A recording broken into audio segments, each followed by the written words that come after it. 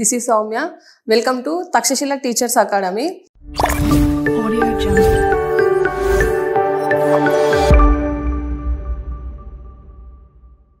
అయితే మనం ప్రీవియస్ క్లాస్లో ప్రక్రియలు దానికి సంబంధించిన కోడ్స్ అయితే చెప్పుకున్నాము.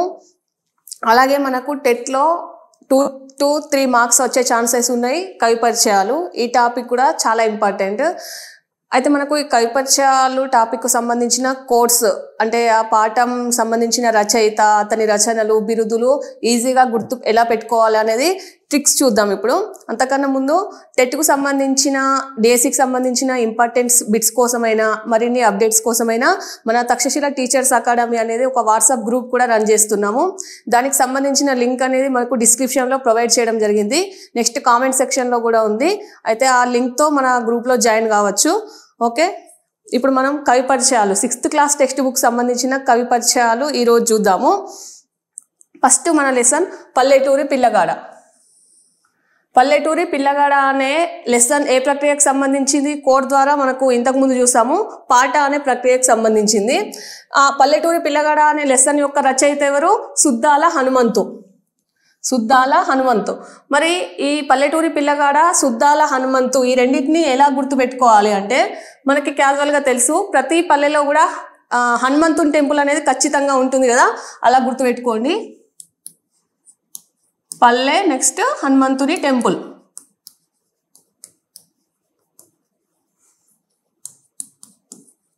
ఇలా పల్లెటూరి పిల్లగాడు, సుద్దాల హనుమంతు ఇలా గుర్తుపెట్టుకోవచ్చు. మరి అతని యొక్క రచనలు ఏంటి అనేది చూద్దాము.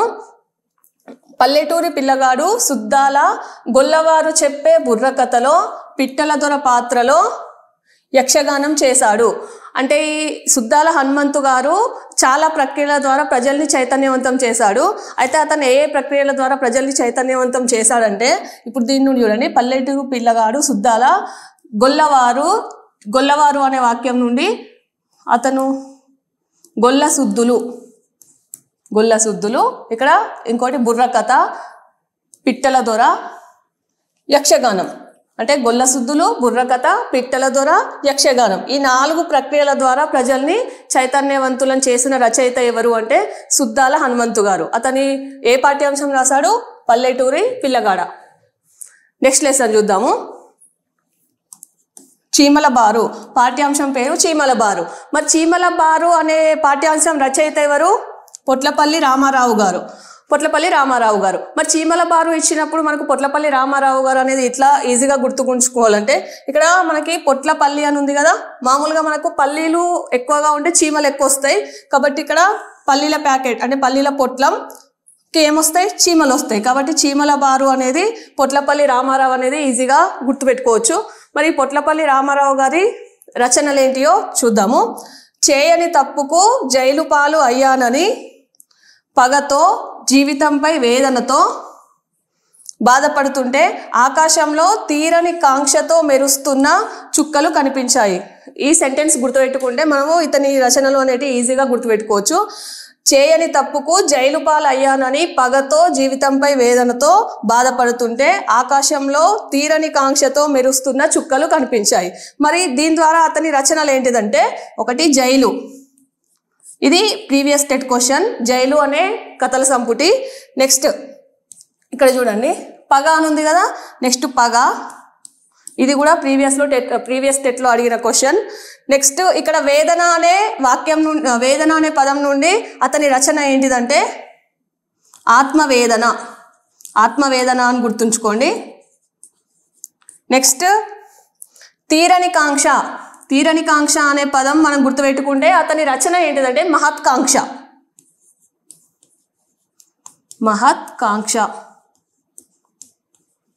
ఇక్కడ మెరుస్తున్న అనే పదం నుండి అతని రచన మెరుపులు. ఇంకో రచన ఏంటిదంటే చుక్కలు.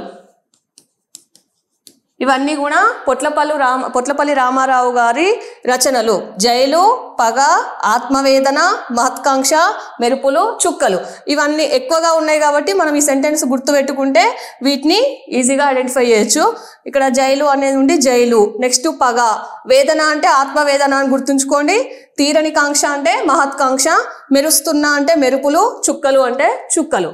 ఓకే, నెక్స్ట్ లెసన్ మనకి 6th క్లాస్లో ఉన్న ఇంకొక లెసన్ వర్షము. వర్షం అనే పాఠ్యాంశ రచయిత ఎవరంటే పల్లా దుర్గయ్య. మరి వర్షం పాఠ్యాంశం పల్లా దుర్గయ్య, ఈ రెండింటిని ఎలా గుర్తుపెట్టుకోవాలంటే, మామూలుగా మనము వర్షం పడ్డప్పుడు వర్షపు నీరు అనేది ఎలా వెళ్తుంది, పల్లపు ప్రాంతాలు అంటే లోతట్టు ప్రాంతాలకు వెళ్తుంది కదా, ఇట్లా పల్లపు ప్రాంతం అంటే వర్షపు నీరు పల్లపు ప్రాంతాలకు వెళ్తుంది. ఇందులో పల్లపు ప్రాంతం అనే దగ్గర పల్లా దుర్గయ్య అని గుర్తుపెట్టుకోండి. కాబట్టి వర్షం అనే లెసన్ పల్లా దుర్గయ్య. మరి పల్లా దుర్గయ్య గారి రచనలు ఏంటి అనే దానికి కోడ్ ఏంటంటే, వర్షంలో పల్లా దుర్గయ్య పాల కోసం గంగిరెద్దుపై వెళ్తుండగా 16వ శతాబ్దం యందలి అనే బోర్డు కనబడింది. తర్వాత పాలు తీసుకొని దుకాణంలో ఉస్మానియా బిస్కెట్ కొనుక్కొని ఇంటికి వెళ్తాడు. ఒకసారి క్లియర్గా చూడండి. వర్షంలో పల్లా దుర్గయ్య పాల కోసం గంగిరెద్దుపై వెళ్తుండగా 16వ శతాబ్దం అందలి బోర్డు కనబడింది. తర్వాత పాలు తీసుకొని దుకాణంలో ఉస్మానియా బిస్కెట్ కొనుక్కొని ఇంటికి వెళ్తాడు. దీని నుండి ఇప్పుడు వర్షం పల్లా దుర్గయ్య, ఇవి రెండు మనకి ఇక్కడ సింక్ అయిపోయినాయి. ఇక్కడ పాలు అన్న దగ్గర అతని రచన ఏంటిదంటే పాలవెల్లి. ఓకేనా, పాలు అనే పదానికి అతని రచన పాలవెల్లి. గంగిరెద్దు అతని ఇంకొక రచన ఏంటిది, గంగిరెద్దు.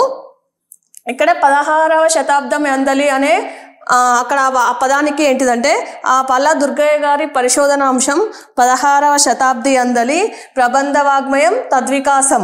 ఇవి 16వ శతాబ్దం అందలి ప్రబంధ వాగ్మయం తద్వికాసం అనేది పల్లా దుర్గయ్య గారి పరిశోధనాంశం. అంటే మనకు ఈ క్వశ్చన్ ఇవ్వచ్చు, 16వ శతాబ్దం అందలి ప్రబంధ వాగ్మయం తద్వికాసం అనే అంశం ఏ రచయిత యొక్క పరిశోధనాంశం అని అడగొచ్చు, లేకపోతే పల్లా దుర్గయ్య గారి పరిశోధనాంశం ఏంటి కింది వాటిలో అని అడగచ్చు.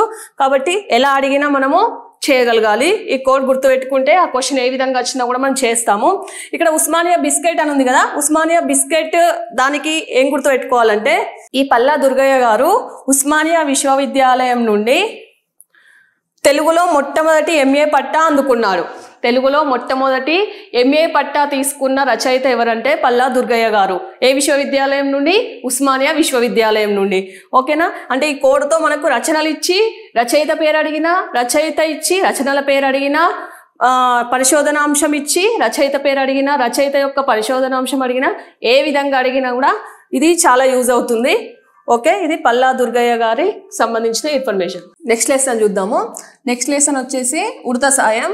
ఈ ఉడత సాయం అనే పాఠ్యాంశం యొక్క రచయిత ఎవరు అది గుర్తుపెట్టుకోవడానికి, మామూలుగా ఉడతకు సాయం చేసే బుద్ధి ఎక్కువ, ఇది వాక్యం గుర్తుపెట్టుకుంటే, ఇక్కడ ఉడతకు సాయం చేసే బుద్ధి ఎక్కువ అంటే బుద్ధి అన్న దగ్గర మనము గోన బుద్ధారెడ్డి అని గుర్తుంచుకోవాలి.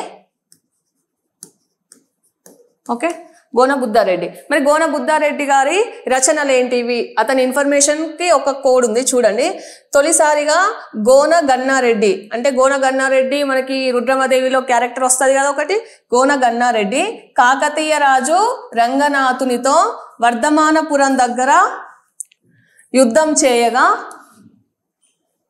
సామంత రాజులైన విఠల్ భూపతులు సహాయం చేశారు. అంటే నేను ఇప్పుడు అండర్లైన్ చేసేది ఏంటి అంటే, అతని ఇన్ఫర్మేషన్లో మనకు సంబంధించినవి కోలో అండర్లైన్ చేస్తున్నా. గోన గన్నారెడ్డి తొలిసారిగా గోన గన్నారెడ్డి కాకతీయ రాజు రంగనాథునితో వర్ధమానపురం దగ్గర యుద్ధం చేయగా సామంత రాజులైన విఠల్ మరియు భూపతులు సహాయం చేశారు. ఇక్కడ గోన గన్నారెడ్డి అన్న దగ్గర మనదేంటిది, ఇక్కడ గోన బుద్ధారెడ్డి ఈ రచయిత గోన బుద్ధారెడ్డి. కాకతీయ రాజు అనే పదానికి ఈ గోన బుద్ధారెడ్డి గారు కాకతీయుల దగ్గర సామంతరాజు. ఏ వంశంల దగ్గర, కాకతీయుల దగ్గర సామంతరాజు. ఇక్కడ రంగనాథుని అన్న దగ్గర మనం ఏం గుర్తుపెట్టుకోవాలంటే, గోన బుద్ధారెడ్డి రాసిన రామాయణం ఏంటిది అంటే రంగనాథ రామాయణం. రంగనాథ రామాయణం. వర్ధమానపురం అంటే వర్ధమానపురం ప్రస్తుత పేరు ఏంటిదంటే నందివర్ధమాన్.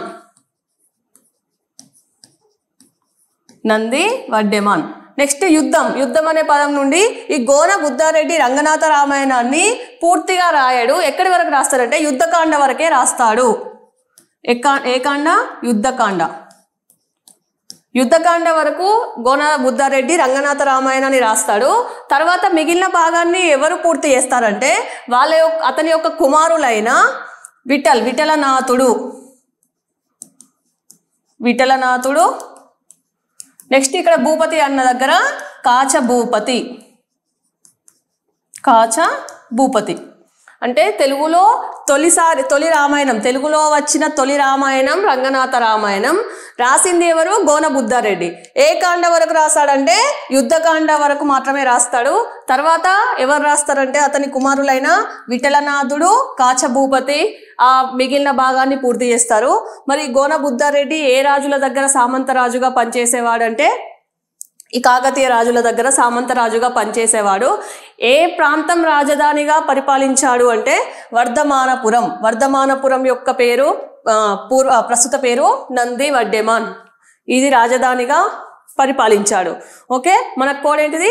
తొలిసారిగా గోనగన్నారెడ్డి కాకతీయ రాజు రంగనాథునితో వర్ధమానపురం దగ్గర యుద్ధం చేయగా సామంత రాజులైన విఠల్ భూపతులు సహాయం చేశారు. ఈ సెంటెన్స్ గుర్తుపెట్టుకుంటే అతనికి సంబంధించిన ఇన్ఫర్మేషన్ పూర్తిగా మనము సింప్లిఫై చేసుకోవచ్చు. ఇది గోన బుద్ధారెడ్డి ఉడత సాయంకు సంబంధించిన ఇన్ఫర్మేషన్.